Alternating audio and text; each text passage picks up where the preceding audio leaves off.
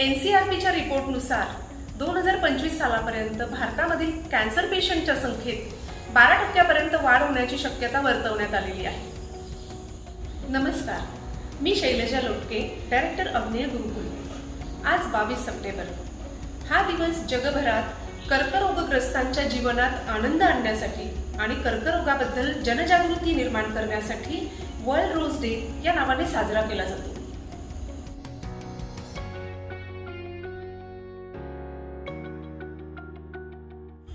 Melinda रोज ही कॅनडामध्ये राहणारी 12 वर्षाची चिमुरडी. ती रक्ताच्या एका दुर्मिळ कर्करोगाने आजारी होती. पण एवढं असताना सुद्धा तिने शेवटच्या श्वासापर्यंत जगण्याची जिद्द सोडली नाही. एवढंच न करता तिने आपल्या आजूबाजूच्या लोकांच्या जीवनामध्ये सुद्धा सकारात्मकतेने आनंद पसरवण्याचा प्रयत्न केला आणि तिच्या स्मरणार्थ आपण हा वर्ल्ड रोज डे जगभरात साजरा करतो. अग्नेय गुरुकुल सामाजिक जाणीवेतून दरवेळेस वेगवेगळे उपक्रम राबवत असतो. आज वर्ल्ड रोज डेच्या निमित्तानं आपल्या भेटीसाठी मॅक्सकेअर हॉस्पिटलचे सुप्रसिद्ध कॅन्सर तज्ज्ञ डॉक्टर सतीश सोनवणे सर येत आहेत. नमस्कार सर. ऑन्कॉलॉजिस्ट म्हणजे नेमकं काय आणि त्याचे पण काही प्रकार आहेत का? ऑन्कॉलॉजिस्ट म्हणजे कॅन्सर तज्ञ. मग त्याच्यामध्ये लाईक सर्जिकल ऑन्कॉलॉजिस्ट असतात जे कॅन्सर सेशन करतात त्यांना सर्जिकल ऑन्कॉलॉजिस्ट म्हणतात. जे किमोथेरपीशी संलग्न आहेत त्यांना आपण मेडिकल ऑन्कॉलॉजिस्ट म्हणतो आणि जे रेडिएशन थेरपी संलग्न आहेत त्यांना आपण रेडिएशन ऑन्कॉलॉजिस्ट म्हणतो. दिस इज अ ब्रॉड टर्मिनॉलॉजी. आता त्यातही वेगवेगळे प्रकार आलेत. उदाहरण समजा एखादा फक्त ऑन्कॉलॉजिस्ट फक्त ब्रेस्ट सर्जरी तर आपण त्याला ब्रेस्ट ऑन्कॉलॉजिस्ट म्हणतो. एखादा माणूस फक्त हेड अँड नेकशी संबंधित असेल म्हणजे मुखाचा कर्करोग घशाचा वगैरे त्याला आपण हेड अँड नेक ऑन्कॉलॉजिस्ट म्हणतो. So oncology is a broad terminology for a cancer specialist. Sir, तुम्ही एक नामवंत ऑन्कॉलॉजिस्ट आहात. तर नामवंत ऑन्कॉलॉजिस्ट होण्यापर्यंतचा तुमचा हा प्रवास कसा झाला? ऍक्च्युली मी कॅन्सर दिल्लीला गंगाराम हॉस्पिटल इथे होतो. त्यानंतर 5 वर्ष टाटा मेमोरियल हॉस्पिटल मुंबई इथे होतो आणि तिथेच मी कॅन्सरचं म्हणजे सुपर स्पेशलिटी ट्रेनिंग घेतलं. आता हे सगळं करत असताना मला एक जाणवलं की जेव्हा आपण ग्रामीण भागामध्ये कॅन्सर प्रणाली घेऊन जातो त्यावेळी सुरुवातीला इथे असा कन्सेप्ट नसतो की फक्त कॅन्सर तज्ञ असतात. जनरली हे कॅन्सर झालं की माणसाला पूर्वी मुंबई पुणे वगैरे आठवायचं, पण आता हळूहळू कॅन्सर तज्ञ प्रत्येक जिल्ह्यामध्ये आता ते येत आहेत. आणि तसंच मला 10 वर्षापूर्वी माझी अशी पोझिशन होती की त्यावेळी कॅन्सर म्हणलं की लोकांना ते लोक फार घाबरून जायचे आणि हा आजार म्हणजे जसं कॅन्सर झालं म्हणजे आपलं आयुष्यात कॅन्सर झालं असं आहे, पण असं नाही आहे. तर कॅन्सरमध्ये पण कॅन हा शब्द आहे आणि कॅन्सर म्हणलं की सर्व काही संपलं असं बिलकुल नाही आहे. कारण काय की कॅन्सरवरती आज शास्त्राच्या जोरावरती आणि आज नवीन ट्रीटमेंट प्रणालीच्या आधारे आपण जर कॅन्सर अर्ली स्टेजमध्ये ओळखू शकतो तर त्याचे प्रभावीपणे उपचार करू शकतो. निश्चितच आपण या आजारावरती अटकाव करू शकतो आणि या आजारावरती आपण विजय मिळवू शकतो. आजकाल सामान्य वाटला तरीही तितकाच गूढ आणि घातक असलेला कॅन्सर म्हणजे नेमकं असतं तरी काय हो? आपल्या शरीरामध्ये नवीन पेशी तयार होतात व जुन्या पेशी नष्ट होतात. ही एक नियमित व संतुलित प्रक्रिया असते. पण जेव्हा ह्या प्रक्रियेमध्ये काही बिघाड होतो त्यावेळेस पेशींची अमर्याद वाढ होते व ही अमर्याद वाढ शरीराला काहीही फायदा करून देत नाही. इनफॅक्ट त्याच्यामुळे अपाय होतो शरीराला. ही पेशींची अमर्याद अनियंत्रित वाढ म्हणजेच पेशींचा कुंचकाळ तर आपण गाठ म्हणतो. मग ज्यावेळी ही गाठ कधी कधी साधी असते, कधी कधी गाठ दुर्दम असते. साधी गाठ म्हणजे इतर ठिकाणी पसरत नाही ती साधी गाठ, पण जी गाठ इतर ठिकाणी पसरण्याची क्षमता ठेवते. उदाहरणार्थ ती गाठ जर एका शरीरामधून एका भागातून दुसऱ्या भागामध्ये आयदर लसिका संस्थेच्या मार्फत म्हणा किंवा रक्तवाहिन्यांच्या मार्फत म्हणा इतर ठिकाणी जर आपलं घर तयार करत असेल तर अशा गाठीला आपण दुर्दम गाठ किंवा कॅन्सरची गाठ असे म्हणतो. तर कॅन्सर म्हणजेच पेशींची अमर्याद अनियंत्रित कारणविरहित वाढ असंच आपण कॅन्सरचं जनरली संबोधतो. कॅन्सर हा कोणाला होऊ शकतो आणि तो शरीराच्या कुठल्या अवयवाला घातक ठरू शकतो? कॅन्सर कोणत्याही अवयवाला होऊ शकतो. कॅन्सरमध्ये वेगवेगळे प्रकारचे हजारो प्रकार आहेत. पण जर तुम्ही मला जर प्रश्न विचारला की कॅन्सर कोणत्या अवयवाला होऊ शकतो, कोणत्याही जीवित अवयवाला कॅन्सर होऊ शकतो. फक्त केसांना म्हणा किंवा नखाला म्हणा कॅन्सर होत नाही. पण जर नेल बेड म्हणलं आपण तिथे सुद्धा कॅन्सर होऊ शकतो. तिथे तिथे जिवंत पेशी आहेत आणि त्या जिवंत पेशींमध्ये एक पोटेन्शियल असतं की त्याच्यापासून कॅन्सर होऊ शकतो. म्हणून कॅन्सर शरीरातल्या कोणत्याही अवयवाला होऊ शकतो हे महत्वाचं आहे. दुसरी गोष्ट याला संलग्न असं की कॅन्सर कोणाला होऊ शकतो, तर कॅन्सर जगामध्ये कोणालाही होऊ शकतो, irrespective of caste, religion, sex, whatever amount of money you have. फक्त एवढंच आहे की आपल्याला जर कॅन्सरची चाहूल समजली पाहिजे. कॅन्सर होण्याची जर आपल्याला चाहूल समजली, त्याचे चिन्ह समजले, तर निश्चितच आपण हा जर वेळेवरती आपण याचं निदान करू शकतो. याचं कारण कसं आहे, महत्व असं आहे की जर आपण कॅन्सर लवकर ओळखला तर त्याला बरं होण्याची, त्याची बरी होण्याची शक्यता फार जास्त असतो. सर, आपण गेली कित्येक वर्ष झालं कॅन्सरबद्दल अवेअरनेस प्रोग्राम करत आहोत. तर मला असं विचारायचंय की कॅन्सरबद्दल अवेअरनेस असणं किती महत्वाचं आहे? महत्व असं आहे की जर आपण कॅन्सर लवकर ओळखला तर त्याला बरं होण्याची, त्याची बरी होण्याची शक्यता फार जास्त असते. उदाहरणार्थ आपण जर कॅन्सर पहिल्या स्टेजमध्ये ओळखला तर कॅन्सर बरं होण्याचं प्रमाण साधारणतः 90 ते 100%. दुसऱ्या स्टेजमध्ये ओळखलं तर कॅन्सर बरं होण्याचं प्रमाण साधारणतः 80% आसपास आहे. आज कॅन्सर जर तिसऱ्या स्टेजला गेला तर बरं होण्याचं प्रमाण साधारणतः 40 ते 50% वर जातं. आणि दुर्दैवाने त्याचा लास्ट स्टेजला गेला तर बरं होण्याचं प्रमाण हे साधारणतः 5%च्या आसपास असतं. तर हे सर्वात महत्वाचं आहे की कॅन्सर लवकर ओळखता आला पाहिजे. त्यासाठी ह्या कॅन्सर अवेअरनेस असणं गरजेचं आहे, या आजाराविषयी माहिती असणं गरजेचं आहे.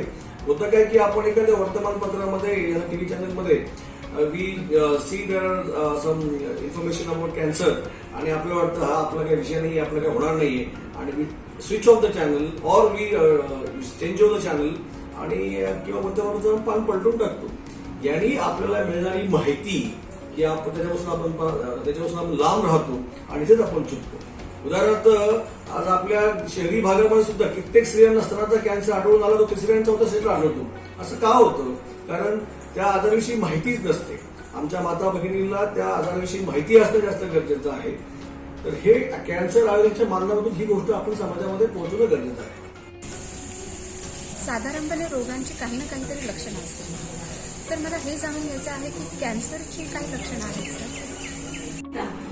आता आपण त्या अवयवी संबंधित किती लक्षणं असतात. उदाहरणार्थ तुरंत जर ब्रॉड सेन्समध्ये आपण जर बघितलं, शरीरावर असलेली एखादी गाठ वाढत चालली आहे, एखादी जखम लवकर भरत नाहीये. उदाहरणार्थ एखाद्या माणसाला खोकला आलाय, तो खोकला फार काळ टिकून राहतोय, तो ट्रीटमेंटला दाद देत नाहीये. आपल्या शौचामध्ये, लघवीमध्ये जर काही बदल घडला, उदाहरणार्थ आपल्याला रेग्युलर संडास होत असेल पण अचानक आपल्याला कॉन्स्टिपेशन व्हायला लागलं किंवा शौचामधनं वगैरे रक्त पडायला लागलं. इनफॅक्ट कोणत्याही नाकातून, तोंडातून, कानातून, लघवीतून, शौचमार्गातून म्हणजे आपलं रक्तस्राव होणे किंवा एक स्राव होणे, हे सुद्धा काही कॅन्सरची लक्षणं असू शकतात.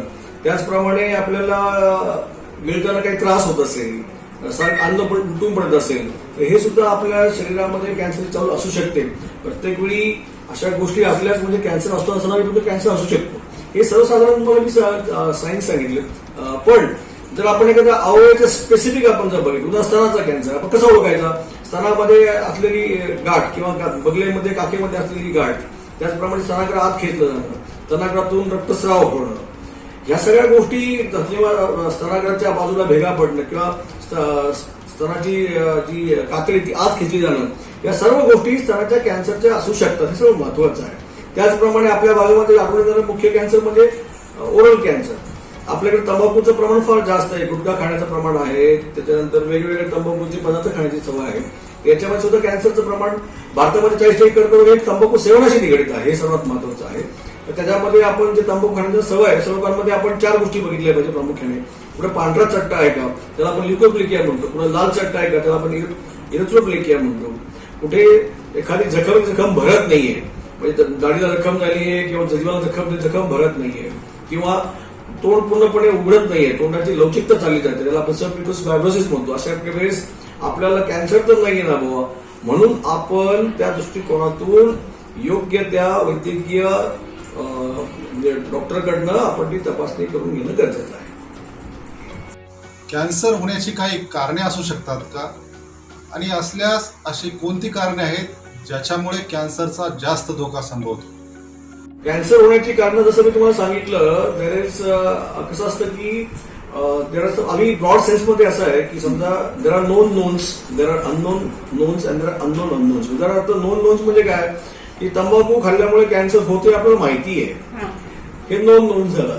असेच विविध कारणं आहेत जे आपल्याला माहिती आहेत. अननोन नोन्स म्हणजे काय होतं, जीन्समध्ये काहीतरी बदल घडतायत, त्या जीन्समुळे घडलेला हा कॅन्सर, त्याला अननोन नोन्स म्हणायचं. आणि अननोन म्हणजे खरंच कोणाला माहिती नक्की कॅन्सर कशामुळे होतो, अशी काही कारणं आहेत. पण आपल्याला हे माहिती की आज भारतामध्ये 40% कर्करोग हे तंबाखू सेवनाशी निगडीत आहेत. 15% कर्करोग हे स्थूलपणाशी निगडीत आहेत. म्हणजे उदाहरणार्थ आपण बघितलं तर ब्रेस्ट कॅन्सर, एंडोमेट्रियल कॅन्सर हे स्थूलपणाशी, ओबेसिटीशी निगडीत आहेत, लॅक एक्सरसाइजमुळे निगडीत आहेत.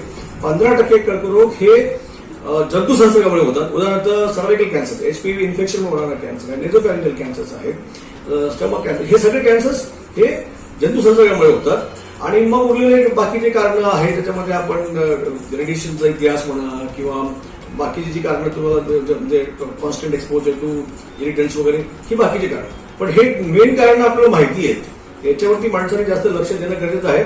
So if you look to the aetiology of cancer, 70% of cancers in India are preventable cancers.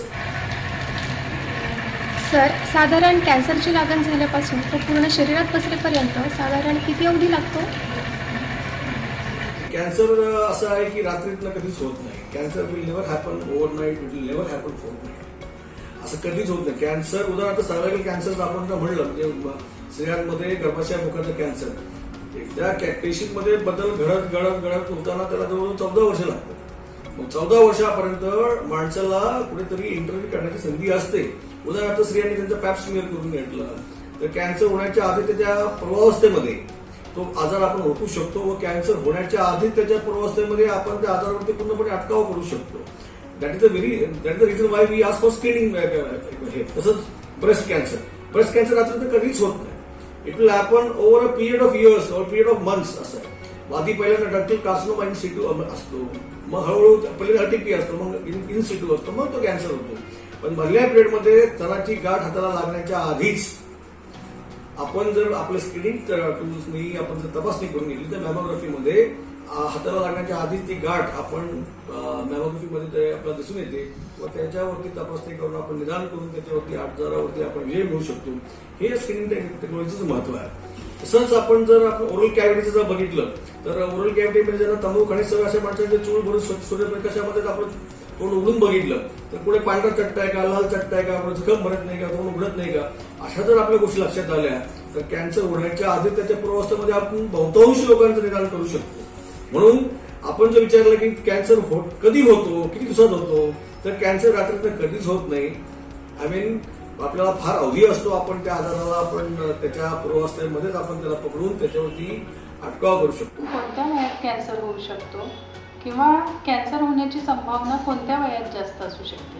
कोणत्याही वयात होऊ शकतो. मी तुम्हाला तेच सांगितलं, cancer can happen to anybody on the earth respective of caste, race, religion, sex, age, everything. Anybody can have cancer for the day.